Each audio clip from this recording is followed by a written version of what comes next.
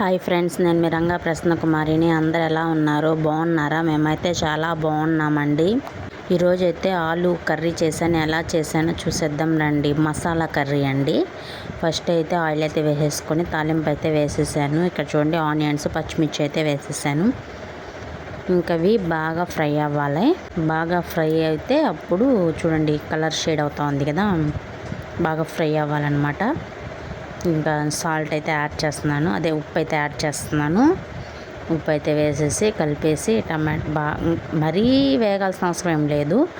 ఇంకా టమాటాలు అయితే యాడ్ చేశాను. టమాటాలు కూడా బాగా వాడ్చుకోవాలన్నమాట.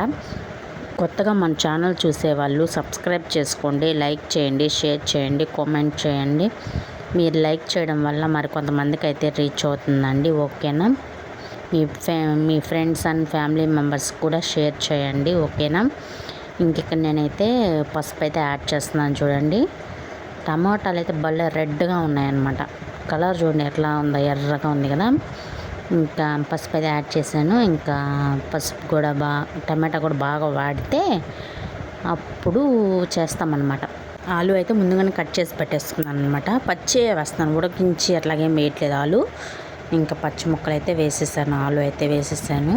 మీకు ఏ షేప్ కావాలో ఆ షేప్లో అయితే కట్ చేసుకోండి. నేనైతే ఈ షేప్లో కట్ చేశాను. ఇంకా రౌండ్గా కావాలన్నా కట్ చేసుకోవచ్చు. నేనైతే ఈ వేలో కట్ చేశాను. ఇక్కడైతే కారం అయితే యాడ్ చేశాను. 2 టేబుల్ స్పూన్ అయితే వేసాను అనమాట.